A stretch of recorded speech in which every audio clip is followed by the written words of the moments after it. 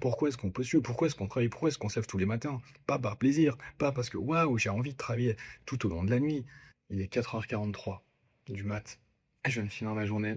Il y a de l'écho, mais au moins je suis tout seul, je peux parler comme je veux, donc désolé pour l'écho. Il y a un débat qui est revenu ces derniers jours pour savoir s'il faut supprimer, oui ou non, la lettre de motivation. Évidemment, la réponse est oui. Fin du débat. Je sais même pas comment il est possible d'avoir un débat sur la question. Un rite d'humiliation qui sert à déterminer quel salarié sera le plus proche de la condition d'esclave, lequel sera le meilleur larbin. C'est tout. Très honnêtement, je pense que 90% des recruteurs, ils n'ont pas de lettre de motivation. Ceux qui vous disent le contraire, c'est ceux qui font des posts LinkedIn avec plein d'emojis partout. Vous verrez, ceux qui vont m'embrouiller sous cette vidéo, vous allez checker leur LinkedIn, ils ont des emojis fusés partout. Déjà, pourquoi ça sert à rien une lettre de motivation? C'est tellement impersonnel, la lettre de motivation, ça suit tout le temps la même tournure. Au final, ça dit tellement tout le temps la même chose que ça ne dit rien sur la personne qui l'écrit. D'autant plus que derrière, on l'a fait corriger, on l'a fait relire, on l'a fait améliorer par telle ou telle personne, ce qui fait que derrière, ça n'a plus rien à voir et on est juste sur un modèle qui est formaté, qui ne reflète en rien la vraie motivation de la personne qui postule. Autant à l'époque, on avait des modèles, maintenant c'est ChatGPT. Ça va juste être un exercice de léchage de bottes. Oui, oui, j'aime beaucoup votre boîte, j'aimerais absolument travailler pour faire des sandwichs toute ma vie. Non, c'est faux, tout le monde s'en fout.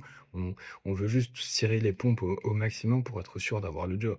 Tout ce que ça démontre, c'est la motivation à remplir son frigo et payer son loyer. Parce que c'est vrai, dans la majorité des tafs, pourquoi est-ce qu'on postule? Pourquoi est-ce qu'on travaille? Pourquoi est-ce qu'on se lève tous les matins? Pas par plaisir, pas parce que waouh, j'ai envie de travailler tout au long de la nuit. Non, c'est fou, on travaille parce qu'on est dans une société capitaliste et qu'on est obligé de travailler si on veut survivre, sinon on finit au bord de la rue. C'est tout, c'est la seule motivation. J'ai faim, ça devrait suffire comme lettre de motivation. La candidature témoigne à elle seule de la motivation de la personne à travailler.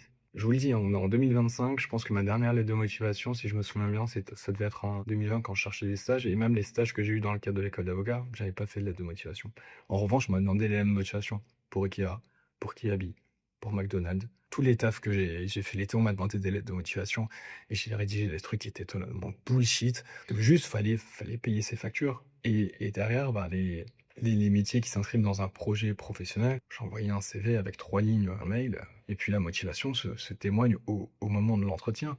Faut voir la capacité d'une personne à réfléchir, à rédiger, et ben, dans ce cas-là, dans son process de recrutement, tu mets un exercice pratique et puis basta. Là, tu verras comment elle se débrouille sur le terrain, comment elle se débrouille avec un stylo, et ce sera beaucoup plus pertinent qu'une lettre de motivation que personne ne lit et qui n'a rien ni de motivant, ni de représentatif de la personne. Donc laissez tomber ça. Moi, à titre personnel, je ne demanderai jamais de lettre de motivation, mais au rang jamais. Faites un mail avec votre CV. C'est pas une invitation à postuler chez moi, j'ai pas encore assez de. On n'a pas l'oseille. On n'a pas l'oseille. Abonnez-vous, comme ça j'aurai de l'oseille et je prendrai des stagiaires.